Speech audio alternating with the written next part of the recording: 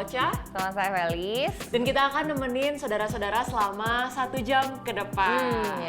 Gak kerasa ya, sekarang udah tahun yang baru di 2021. Aku mau ngucapin dulu Happy New Year buat semua yang ada di rumah. Semoga sekarang dapat pengharapan baru, semangat yang baru. Oke, jangan lemes, jangan lesu. Kita udah setahun nih gak kerasa. Dan pastinya punya resolusi yang baru. Nah, kira-kira resolusi Ocha apa nih kira-kira? Oke, kalau aku yang pastinya karena tahun ini lulus. Wow. Iya, jadi harapannya adalah semoga apapun nanti pekerjaannya dan dimanapun kerjanya bisa jadi berkat melalui pekerjaan. Amin. Gitu. Nah, jadi teman-teman yang punya lowongan kerja nih, yang lagi cari-cari mau boleh hire ya, LinkedIn-nya boleh di Ocha available ternyata. Kalau aku sebenarnya nggak muluk-muluk sih, hanya meneruskan resolusi di 2020 yang belum tertunda di tahun 2019. Tapi jangan kira-kira teman-teman mudah-mudahan nggak gitu deh. Aku berdoa supaya teman-teman dapetnya itu pengharapan yang baru, tetap berharap lebih lagi sama Tuhan karena nggak kerasa nih kita udah setahun, udah hampir setahun lah ya pandemi di rumah, tapi bersyukur Tuhan tuh kasih kekuatan kan, buktinya kita masih bertahan sampai sekarang. Yup, setuju banget Ci. Dan pokoknya jangan lupa tahun ini resolusi 2021 harus tercapai, jangan ditunda-tunda lagi ke tahun 2020. Terlalu molor nanti ya. Jangan. Nah, saudara-saudara, tanpa berlama-lama lagi, mari kita mengawali tahun kita yang baru ini dengan menyiapkan hati kita. Karena kita akan praise and worship dan mendengarkan firman bareng-bareng. Benar banget. So, jangan kemana-mana, tetap di CLCC Sunday Live. Halo saudara, welcome to CLCC Sunday Live. Ini merupakan CLCC Sunday Live pertama kita di tahun 2021. Saya percaya saudara penuh dengan antusias yang baru, excited yang baru. Juga saya percaya saudara akan optimis menghadapi tahun 2021 ini. Ya, saya juga menyambut saudara semua yang baru pertama kali mengikuti CLCC Sunday Live. Senang bisa beribadah bersama saudara semua. Ya, tema bulan Januari di tahun 2021 ini adalah kedewasaan emosi. Karena saya percaya sekali bahwa seringkali dalam menghadapi masalah, permasalahan utamanya bukan terletak pada pokok permasalahannya, melainkan pada emosi di balik dari masalah itu. Dan bulan ini saya percaya kita semua akan belajar banyak untuk mengenai ini semua. Baik saudara, hari ini kita akan dilayani oleh Pastor Surya Prabha. Sebelum kita memulai ibadah hari ini, saya ingin mengajak saudara untuk berdoa terlebih dahulu dan kita juga akan berdoa untuk persembahan. Mari kita berdoa. Tuhan, terima kasih buat kesempatan kami bisa beribadah kembali Tuhan di tahun yang baru, di tahun 2021 ini Tuhan. Terima kasih buat penyertaan Tuhan sepanjang 2020. Dan kami percaya Engkau akan terus menyertai kami di tahun yang baru ini ke depan dan sampai selama-lamanya. Tuhan, sebentar kami akan memulai ibadah kami. Kami berdoa Tuhan supaya kami bisa menyiapkan hati kami, menjauhi diri dari gangguan dan hanya fokus kepada Tuhan Yesus, kepada hadirat-Mu dalam sesi pujian penyembahan maupun nanti firman Tuhan. Pimpin kami Tuhan. Tuhan, kalau kami juga mau berdoa untuk persembahan, kami berdoa Tuhan biar setiap kami yang memberi, kami memberi karena kerelaan hati kami, karena cinta akan Tuhan, karena kebaikan-Mu lebih dahulu telah Kau berikan bagi kami semua. Dan biarlah persembahan ini boleh kami pakai Tuhan, boleh dipakai untuk pekerjaan Tuhan yang Engkau percayakan bagi CLCC. Terima kasih Tuhan, di dalam nama Yesus. Amin, amin, amin. Anda dapat memberikan persembahan saudara melalui nomor rekening berikut ini.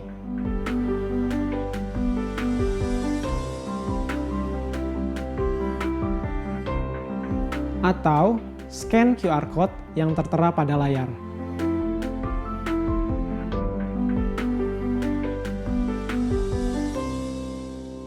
Ya, baik saudara, sebentar kita akan memulai ibadah kita hari ini. Jauhi dari gangguan, mari kita hanya fokus pada hadirat Tuhan dan pada pribadi Tuhan.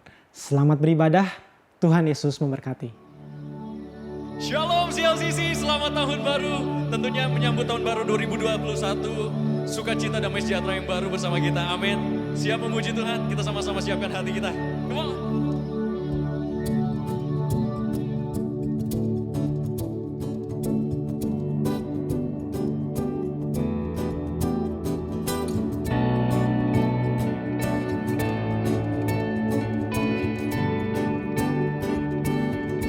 It's all about you, Lord.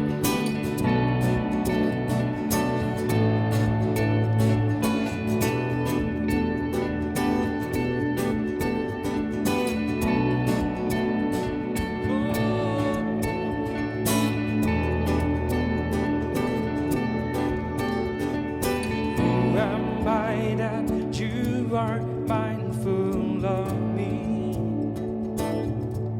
That you hear me when I call. Is it true that you are thinking of me? How you love me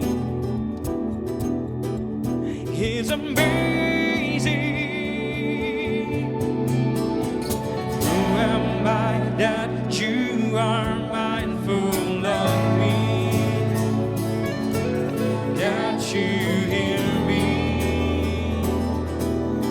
when I call. Amen. Is it true that you are thinking of me? How you love me is amazing. Hey, I am a friend of God.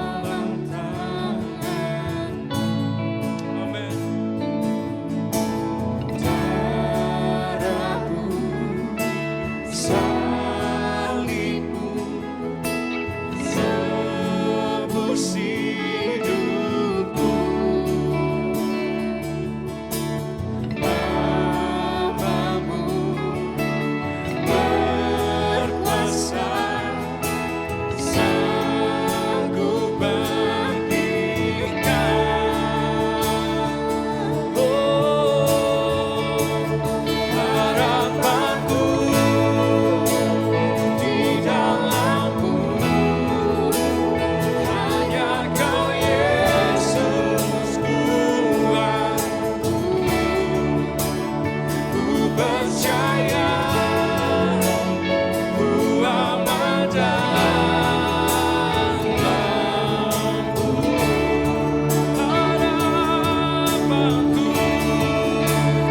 Harapanku di dalammu, hanya Kau Yesus buatku. Ku percaya ku aman dalammu.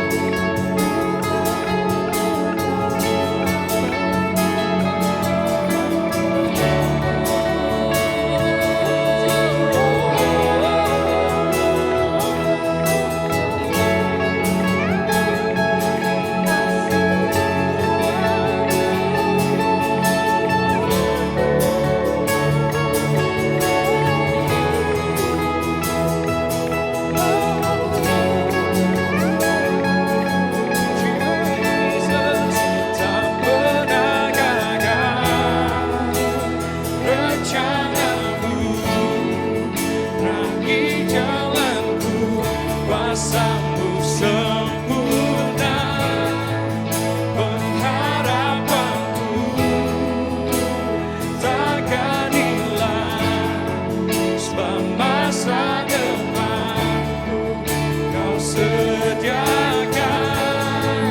Tak pernah gagal rencanamu, terangi hidupku, kuasa-Mu sempurna, pengharapanku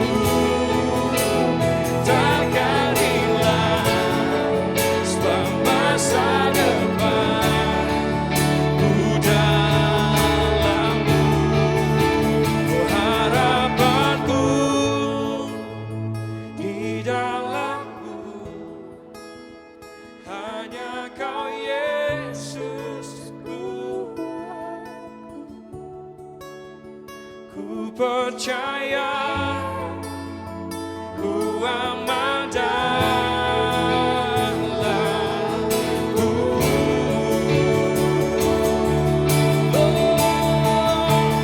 Harapanku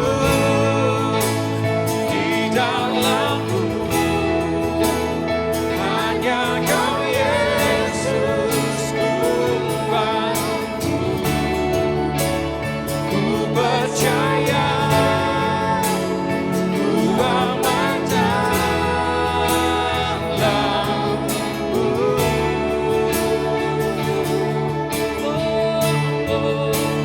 Ku percaya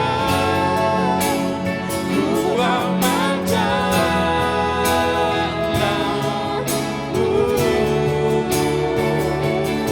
Kami percaya, ku percaya ku aman dalammu.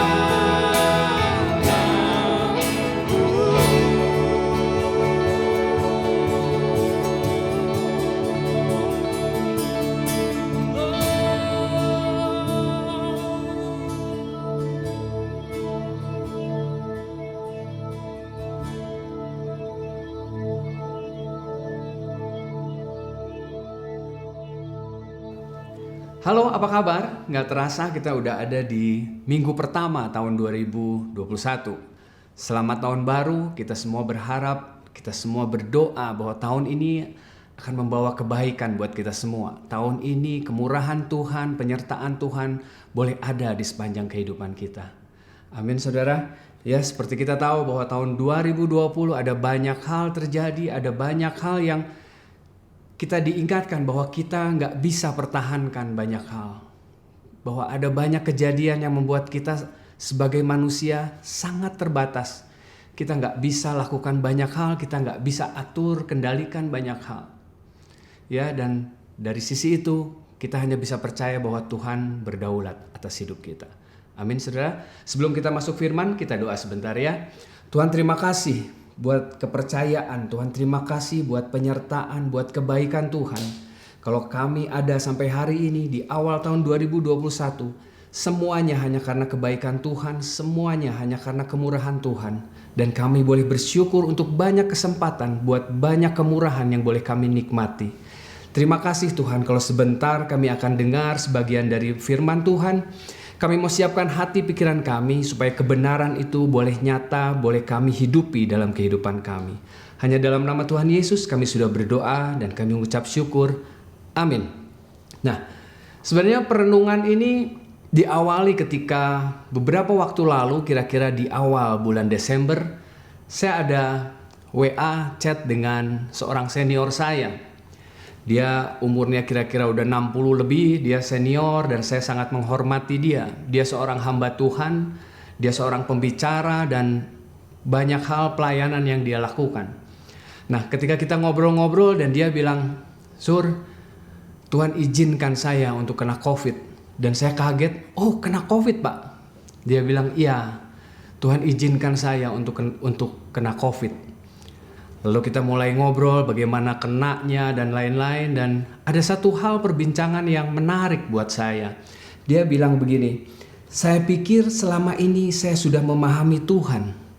Dan selama ini saya pikir saya sudah meyakini iman saya. Tapi pada saat saya kena COVID, saya sadar bahwa Tuhan sedang memberikan pengalaman yang baru buat saya. Pengalaman yang gak pernah saya pikir sebelumnya." Dan dia bercerita bagaimana tentang ketakutan, tentang keraguan, tentang imannya. Bagaimana kok ini bisa terjadi Tuhan. Semua itu mewarnai pikirannya, dia bilang. Dan itu sama sekali gak mudah. Waktu pertama kali dokter bilang bahwa dia positif kena COVID, dia bilang, "Saya nggak bisa makan, saya nggak bisa tidur, dan saya sangat ketakutan." Dan puji Tuhan, tapi hari ini dia sudah berangsur pulih dan dia sudah lebih baik lah ya, dia sudah lebih oke, dia cuma tinggal tunggu pemulihannya saja. Nah, tapi setelah pembicaraan itu, saya merenungkan sesuatu bahwa gini, seringkali di masa-masa sukar, seringkali kita diingatkan tentang iman kita sama Tuhan. Seringkali bahwa di tengah ketidakmampuan, di tengah ketidakberdayaan kita sebagai manusia, kita jadi sadar akan kebutuhan kita akan Tuhan. Mau gak mau, ketakutan kita, keraguan kita, sepertinya kita gantungkan, kita kasih semuanya sama Tuhan. Betapa kita membutuhkan Tuhan dalam kehidupan kita. Betapa kita perlu Tuhan dalam setiap hari-hari kita. Kita sepertinya nggak tahu apa yang sedang terjadi di depan sana. Ada banyak situasi, ada banyak keadaan yang sepertinya membuat kita sulit untuk bersyukur sama Tuhan. Kejadian-kejadian tahun 2020 sangat-sangat membekas buat kita dan sepertinya kita agak kesulitan untuk bersyukur sama Tuhan. Bahkan mungkin kita akan putus asa, kita frustasi dengan keadaan yang kita alami. Tapi ada satu hal yang saya mau ingatkan sama saudara begini. Seringkali keadaan itu membuat kita semakin bergantung sama Tuhan. Karena gak ada lagi yang bisa kita andalkan. Kalau ingat teman saya tadi cerita bahwa dia bukannya kenal Tuhan 1-2 tahun. Dia sudah lama ikut Tuhan, dia sudah pelayanan dan dia sudah melakukan banyak hal pelayanan hebat. Tapi pengalaman hidupnya membawa pengenalan yang baru sama Tuhan. Pengalaman-pengalaman yang terjadi membuat dia melihat Allah lebih jelas lagi. Bahwa sebetulnya manusia itu sangat bergantung sama Tuhan. Manusia itu sangat mengandalkan Tuhan. Dia boleh melakukan pengobatan, dia minum banyak obat. Tapi seperti kita tahu bahwa COVID kadang-kala nggak sesimpel itu. Makanya ada ketakutan, nggak ada hal yang bisa dia andalkan lagi. Nah makanya saya suka ini Rick Warren. Dia ada satu tulis begini. Anda tidak akan pernah mengetahui bahwa Allah itulah satu-satunya yang Anda butuhkan sebelum Allah menjadi satu-satunya yang Anda miliki. Saya ulangi saudara ya. Anda tidak akan pernah mengetahui bahwa Allah itulah satu-satunya yang Anda butuhkan sebelum Allah menjadi satu-satunya yang Anda miliki. Seringkali ketika kita menghadapi masalah, kalau masalah itu masih bisa kita selesaikan dengan uang kita mungkin, dengan kemampuan kita, atau dengan koneksi kita dengan teman-teman, biasanya kita nggak mengandalkan Tuhan, saudara. Biasanya kita lebih mengandalkan teman-teman kita, biasanya kita lebih mengandalkan kemampuan kita. Tapi ketika nggak ada hal yang bisa lagi kita andalkan, di sana kita disadarkan bahwa Allah satu-satunya yang kita butuhkan. Mungkin di awal tahun ini kita diingatkan akan kebergantungan kita sama Tuhan. Kalau mengingat tahun 2020, bagaimana kehidupan kita serba nggak tahu dan semuanya hal baru yang kita alami. Dan satu hal kuncinya, kita hanya bergantung sama Tuhan. Makanya sharing saya pagi ini, saya berharap kita diingatkan tentang bergantung sama Tuhan. Allah ingin kita menjadi anak-anaknya yang bergantung sepenuhnya sama Tuhan. Dan kalau kita lihat cerita-cerita di Alkitab, semua bicara tentang tokoh-tokoh Alkitab yang sepertinya mereka ada di posisi yang gak bisa apa-apa kecuali Tuhan yang tolong mereka. Ya, salah satu tokoh Alkitab yang akan saya sharingkan hari ini adalah Yosua. Kita sama-sama tahu ya, Yosua seorang tokoh perjanjian lama. Dia adalah seorang penerusnya Musa. Waktu Musa meninggal, makanya Allah memanggil Yosua dan memerintahkan dia untuk membawa umat Israel masuk ke tanah perjanjian. Nah, tapi seperti kita tahu bahwa reputasinya Yosua nggak sehebat reputasinya Musa. Musa sangat fenomenal pada masa itu. Mulai dari dia ketemu Firaun, ada berbagai tulah, dia mulai membelah Laut Merah, ya dia pukul batu keluar air. Wah, ada banyak hal yang dia lakukan yang membuat Musa menjadi sebuah nama yang besar. Beda dengan Yosua pada saat itu. Nah, makanya untuk meyakinkan Yosua, makanya Tuhan memberikan satu janji sama Yosua. Ya, ada di ayat Yosua 1 ayatnya yang ke-5 sampai ke-6. Saya bacakan buat saudara. Seorang pun tidak akan dapat bertahan menghadapi engkau seumur hidupmu. Seperti aku menyertai Musa, demikianlah aku akan menyertai engkau. Aku tidak akan membiarkan engkau dan tidak akan meninggalkan engkau. Kuatkan dan teguhkanlah hatimu, sebab engkaulah yang akan memimpin bangsa ini memiliki negeri yang kujanjikan dengan sumpah kepada nenek moyang mereka untuk diberikan kepada mereka. Ada janji penyertaan Tuhan buat Yosua, ya, dan seperti kita tahu bahwa Yosua nggak dengan mudah untuk menerima janji itu. Makanya kalau saudara lihat Yosua 1 berkali-kali Allah bilang, sudah kukatakan, sudah kuperintahkan sekali lagi, teguhkan dan kuatkan hatimu, gitu ya. Allah selalu mengingatkan Yosua tentang itu. Ayo, bahwa aku menyertai engkau. Dan seperti kita tahu bahwa perjalanan Yosua yang pertama adalah menyeberangi Sungai Yordan. Ya, yang akan saya bahas hari ini hanya satu kejadian saja, yaitu Yosua menyeberangi Sungai Yordan. Dan seperti kita tahu bahwa Sungai Yordan itu bukan sungai kecil dengan lebar 30 meter lebih. Katakan begitu ya. Dan dengan kedalaman 1-2 meter dalamnya sungai itu. Dan kalau saya boleh mengimajinasikan, saya boleh melihat, menghayal seperti ini, bahwa gimana caranya ya menyeberangkan 2 juta orang untuk memasuki sungai itu dengan kedalaman 2 meter. Gimana caranya? Bagaimana membawa ternak? Gimana ada orang tua, ada anak-anak di situ? Gimana caranya? Saya hanya pikir, wow, kalau bukan Tuhan nggak mungkin bisa lakukan itu. Tapi satu hal yang saya lihat, Yosua taat sama Tuhan. Waktu Tuhan bilang seberangi Sungai Yordan, Yosua berangkat juga, saudara. Ya, Yosua berangkat dan mereka tiba di pinggir Sungai Yordan. Dia belum menyeberang, hanya baru sampai pinggirnya saja. Nah, lalu Yosua bilang gini nih. Yosua 3 ayat yang kedua sampai yang keempat. Setelah lewat 3 hari, jadi semua bangsa Israel sampai di pinggir Sungai Yordan. Dan ini sudah 3 hari ini. Setelah lewat 3 hari, para pengatur pasukan menjalani seluruh perkemahan dan memberi perintah kepada bangsa itu. Katanya, segera sudah kamu melihat tabut perjanjian Tuhan Allahmu yang diangkat para imam yang memang suku Lewi, maka kamu harus juga berangkat dari tempatmu dan mengikutinya. Hanya antara kamu dan tabut itu harus ada jarak kira-kira 2000 hasta panjangnya. Janganlah mendekatinya. Maksudnya supaya kamu mengetahui jalan yang harus kamu tempuh. Sebab jalan itu belum pernah kamu lalui dahulu.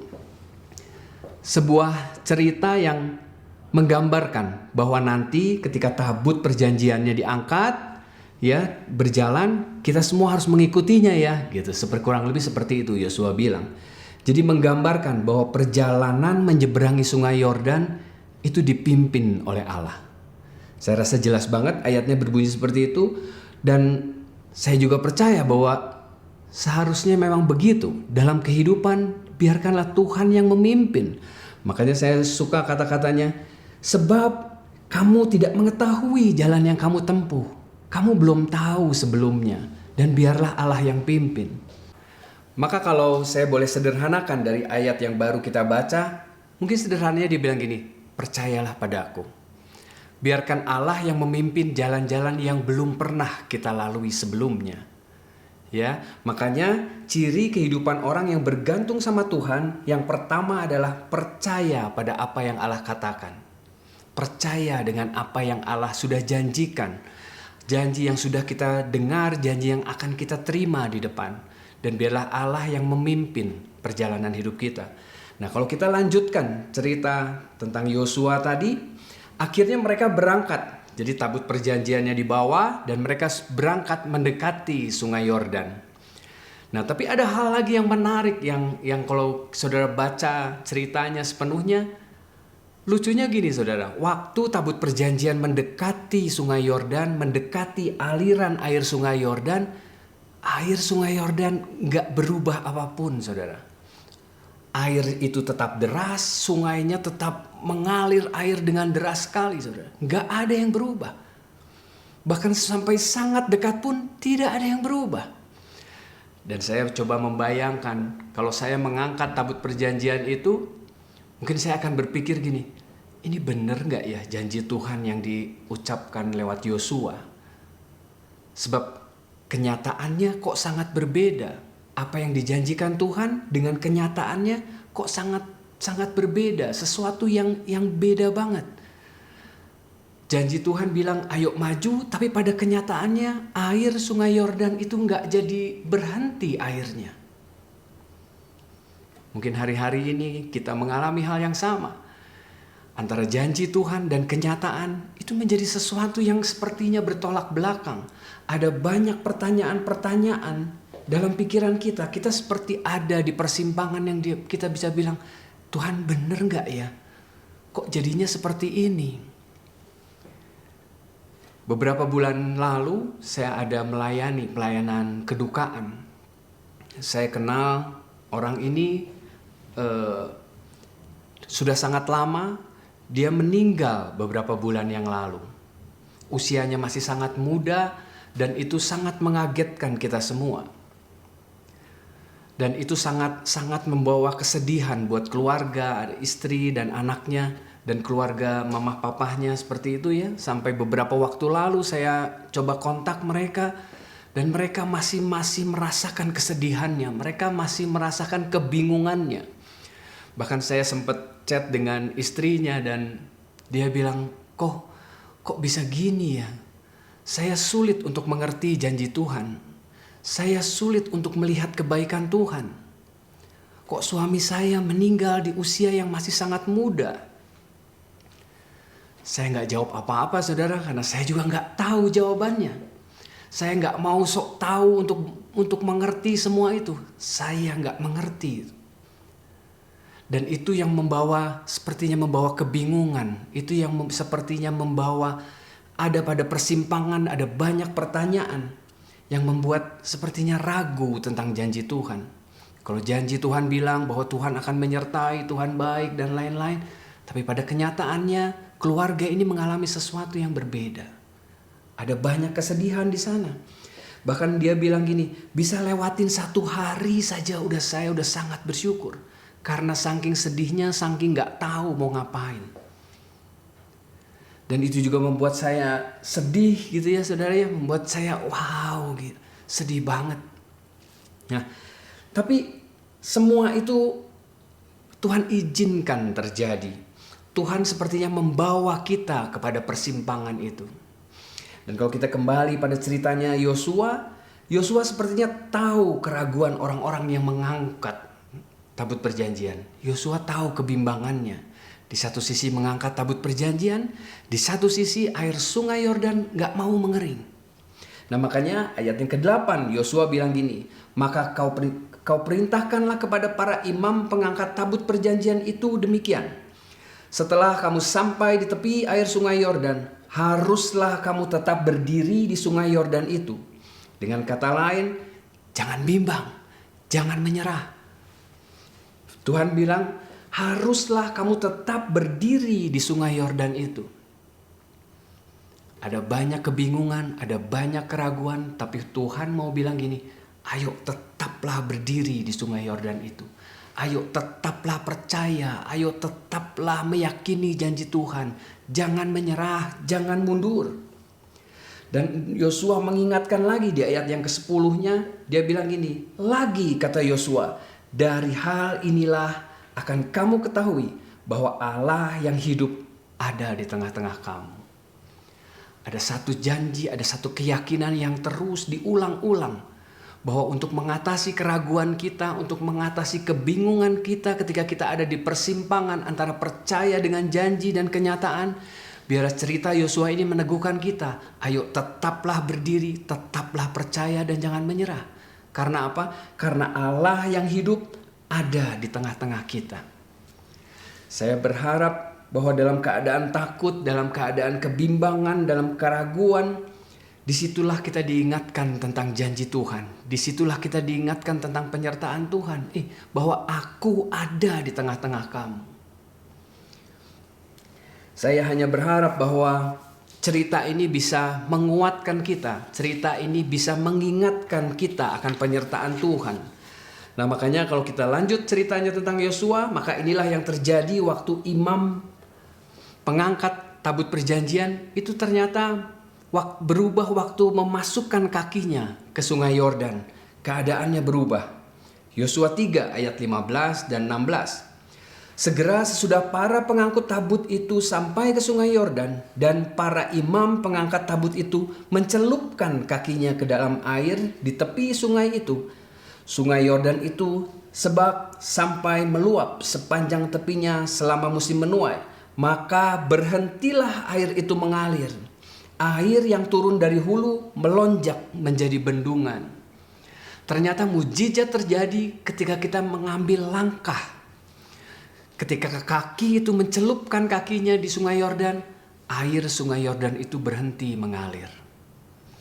Ya, waktu kita melangkah, waktu kita mengambil keputusan untuk percaya terhadap janji Tuhan, percaya terhadap apa yang Allah katakan, mujizat terjadi, saudara.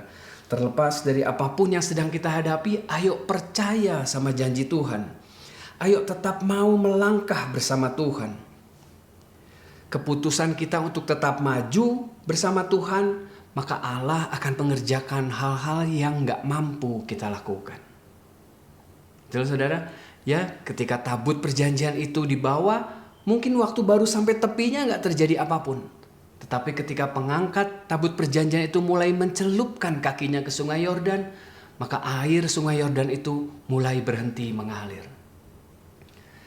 Saya berharap ini menjadi janji Tuhan buat kita semua di tahun 2021 ini. Ayo tetaplah berdiri, ayo tetaplah percaya karena Allah yang hidup ada di tengah-tengah kita. Dan ayo mulai berani melangkah bersama dengan Tuhan. Ayo mulai biarlah Tuhan menggenapi janjinya dalam hidup kita. Berani melangkah bersama Tuhan. Saya cuma mau bilang bahwa kehidupan adalah serangkaian masalah.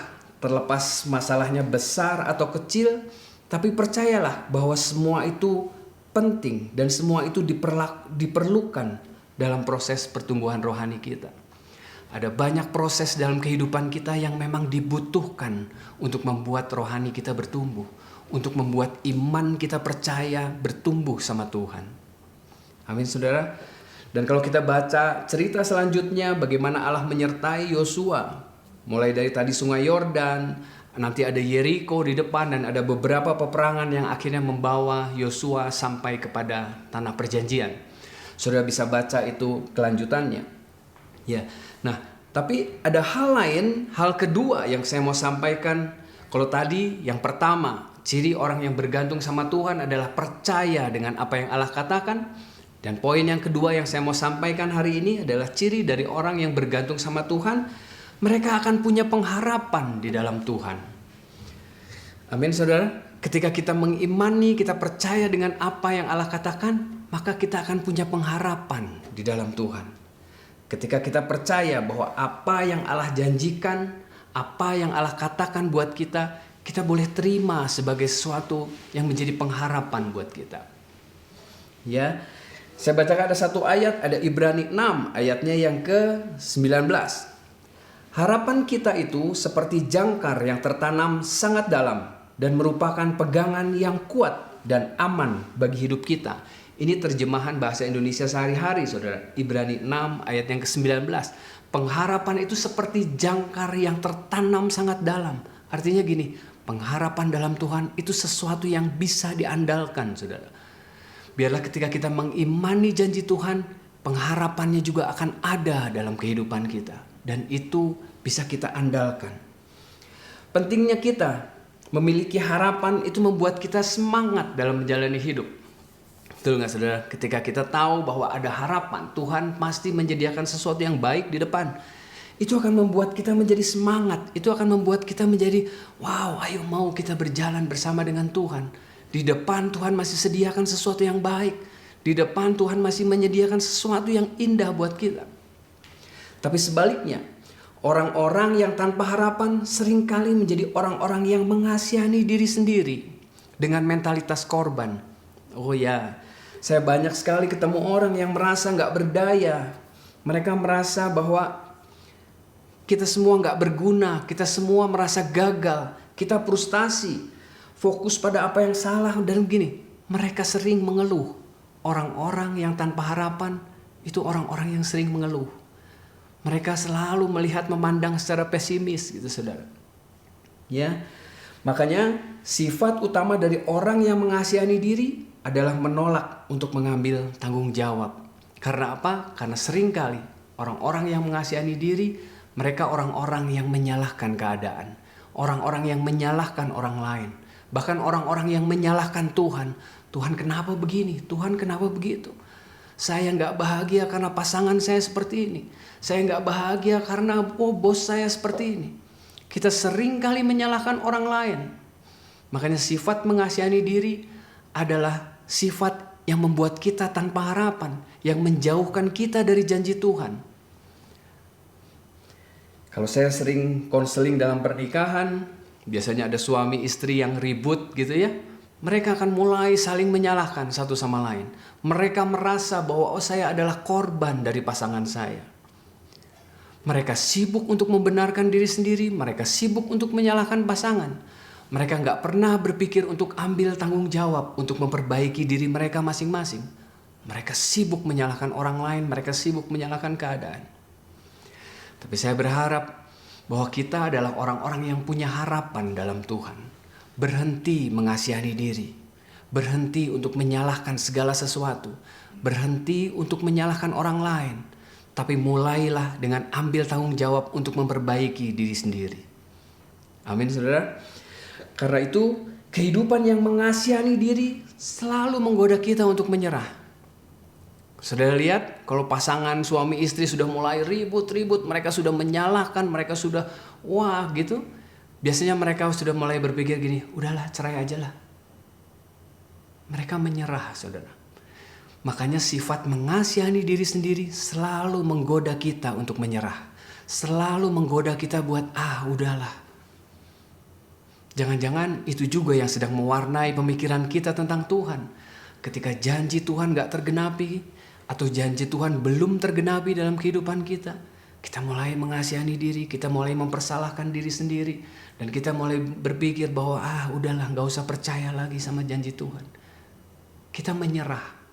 Kita menjadi orang-orang yang kalah. Padahal saya mau bilang bahwa Tuhan masih sediakan sesuatu yang baik buat saudara dan saya. Tuhan masih sediakan janji di depan bahwa sesuatu yang baik boleh kita alami. Dalam kehidupan seringkali kita seperti diuji dengan masalah. Kehidupan seringkali membawa kita pada permasalahan-permasalahan yang sepertinya gak ada habisnya, saudara. Tapi percayalah, semua itu tidak berlangsung selamanya. Amin, saudara. Bahwa semua itu gak berlangsung di sepanjang kehidupan saudara. Percayalah, itu semua gak terjadi di sepanjang kehidupan saudara. Pasti ada sesuatu yang baik yang Tuhan sediakan buat saudara dan saya. Makanya pesan saya, jangan habiskan hidup saudara dengan mengasihani diri sendiri. Tapi cobalah untuk melihat ada banyak hal baik yang saudara bisa syukuri. Kalau keadaan hari-hari ini memang keadaan yang gak baik yang boleh kita alami, cobalah lihat. Ada banyak hal yang bisa kita syukuri. Ada banyak hal yang Tuhan masih beri buat kita. Ayo jangan lupakan itu, saudara. Jangan lupakan itu. Saya berharap poin yang kedua ini membawa kita pada pengharapan, membuat hidup kita menjadi lebih semangat. Amin, saudara. Ya, saya akan tutup dengan satu cerita, saudara. Ya, satu cerita. Ini adalah seorang perenang. Namanya Florence Chadwick. Dia seorang perenang. Perenangnya tapi lucu, saudara. Dia seorang perenang Amerika tapi spesialis berenang di perairan yang terbuka. Jadi dia nggak berenang dalam kompetisi yang di kolam-kolam gitu. Dia adalah seorang perenang di perairan yang terbuka. Jadi yang dia lakukan tuh dia berenang Selat Inggris yang gitu-gitu, saudara ya. Yang berat-berat, Selat Catalina dia seberangi. Dan dia berenang itu bisa 15 sampai 16 jam dia sekali berenang. Wow banget gitu, saudara ya. Nah, tapi ada sesuatu hal yang menarik yang terjadi ketika dia berenang dari Pulau Catalina ke pantai California. Setelah dia berenang selama 15 jam, gak tahu kenapa dalam perjalanannya dia memutuskan untuk berhenti, saudara. Dan dia berhenti dan dia akhirnya naik ke kapal yang mendampinginya. Dan setelah ditanya, apakah kamu kram otot? Apakah kamu mengalami kelelahan? Florence bilang, enggak, saya enggak mengalami itu semua. Dan awak kapalnya mulai bingung, kenapa kamu berhenti? Dia cuma bilang gini, bahwa waktu saat dia berenang, kabut begitu kuat turun, sehingga dia enggak bisa melihat pantai California. Dan di situ dia mulai kebingungan, dan di situ dia mulai memutuskan untuk menyerah. Dia bilang, udah enggak bisa. Padahal jarak antara dia berhenti dengan pantai California itu hanya kurang dari 1 mil. Jadi kurang lebih hanya 1 kilometer lagi dia sudah sampai pada pantai California. Ada waktu-waktu dalam hidup kita kabut begitu tebal, kabut begitu menghalangi harapan-harapan kita, kabut begitu menutupi semua pandangan kita ke depan. Dan kita mulai menyerah dan kita mulai bilang, aduh aku gak mampu Tuhan, aku gak bisa lagi. Hidup kita jadi tanpa harapan. Hidup kita jadi orang-orang yang memutuskan untuk menyerah. Padahal Ibrani tadi bilang, kalau kitab Ibrani tadi bilang bahwa harapan dalam Tuhan itu kuat banget seperti jangkar yang tertanam dalam. Saya berharap poin ini bisa menguatkan kita bahwa ayo pegang harapan kita sama Tuhan. Harapan itu pasti adanya. Harapan itu akan membawa kita pada janji Tuhan. Dan saya berharap bahwa ini semua akan mewarnai di sepanjang tahun 2021 ini. Amin, saudara. Dan setelah 2 bulan kita kembali ke Florence tadi. Setelah 2 bulan Florence mencoba lagi melakukan hal yang sama. Dia menyeberang lagi dari Pulau Catalina ke pantai California. Dia menyeberang lagi dan dia bisa menyelesaikannya. Dan waktu ditanya, kenapa sekarang kamu bisa menyelesaikannya? Padahal kabut itu turun tetap sama dan pantai California tetap tidak terlihat. Tapi Florence bilang bahwa saya tahu meskipun pantai itu tidak terlihat, saya tahu persis bahwa pantai California itu ada di sana. Dan itu yang memutuskan dia untuk mau menyelesaikan rute berenangnya dia. Saya berharap itu juga yang akan menjadi keputusan kita. Bahwa iman memberi kita keyakinan pada apa yang tidak terlihat, saudara. Iman kita yang memberi keyakinan tentang apa yang tidak kita terlihat. Iman itu yang membawa kita pada pengharapan, saudara. Iman selalu memberi kita harapan pada pergumulan-pergumulan yang mungkin sedang kita alami saat ini. Tapi biarlah iman itu yang mengantar kita untuk menyelesaikan semua pergumulan yang sedang kita hadapi.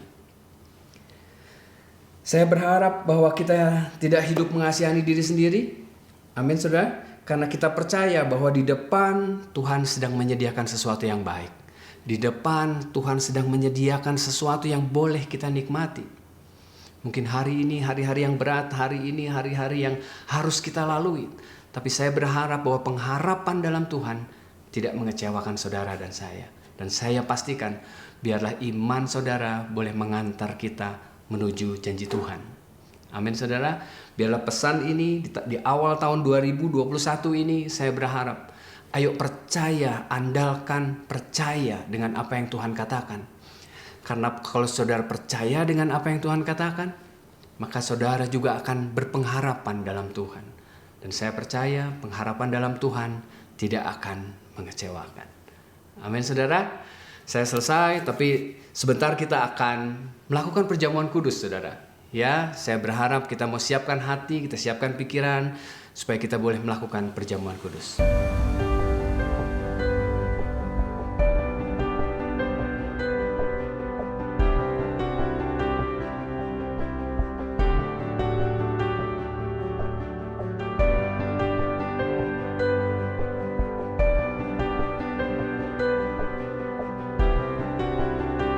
Saudara, kita akan melakukan perjamuan kudus. Kita sama-sama berdoa dulu ya. Tuhan, terima kasih buat kesempatan kami boleh melakukan perjamuan kudus. Di awal tahun ini, biarlah perjamuan kudus ini boleh mengingatkan untuk semua yang sudah Tuhan Yesus lakukan buat kami. Kami orang-orang berdosa, kami orang-orang yang seharusnya binasa. Tapi kami menjadi orang-orang yang diampuni, menjadi orang-orang yang berpengharapan dalam Tuhan. Dan kami sungguh bersyukur buat itu semua. Terima kasih Tuhan. Mari kita angkat roti di tangan kanan kita tinggi-tinggi. Demikianlah firman Tuhan. Sebab apa yang telah kuteruskan kepadamu, telah aku terima dari Tuhan, yaitu bahwa Tuhan Yesus pada malam waktu ia diserahkan, mengambil roti dan mengucap syukur atasnya. Ia memecah-mecahkannya dan berkata, inilah tubuhku yang diserahkan bagi kamu. Perbuatlah ini menjadi peringatan akan aku. Bukankah roti yang atasnya kita ucapkan syukur adalah persekutuan kita dengan tubuh Kristus? Mari kita makan di dalam nama Yesus.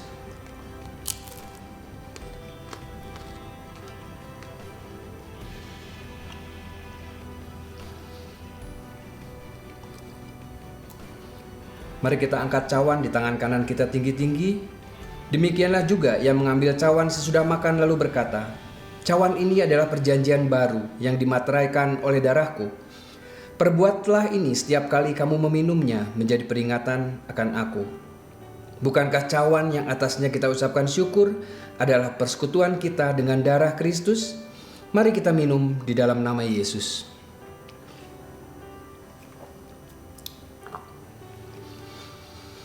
Tuhan, terima kasih untuk perjamuan kudus.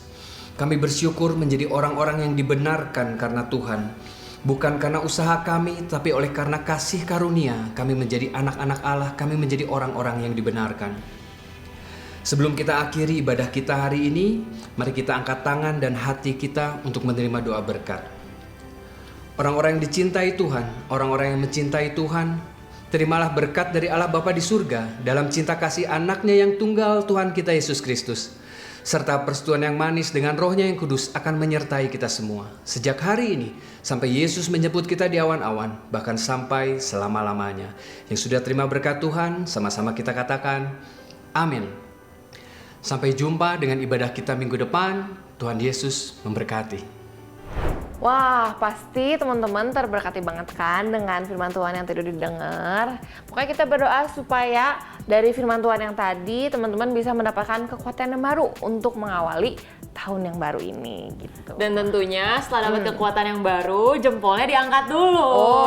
Kita like, share, dan subscribe YouTube channel Cactus Production BDG. Mana jempolnya? Di like dulu dong. Dan kita juga mau mengucapin terima kasih banyak buat semua teman-teman yang selalu mendukung, selalu ngikutin nih sepanjang tahun ini CLCC Sunday Live. Apa yang kalian lakukan, apa yang kalian kerjakan dan kalian support itu sangat-sangat berarti buat kita ya. Thank you. Benar banget. Dan saudara-saudara, tanpa terasa kita sudah kurang lebih 1 jam bersama-sama. So, saya Ocha. Saya Felis. Sampai ketemu lagi. Happy Sunday, Happy New Year, and God bless you. Happy New Year.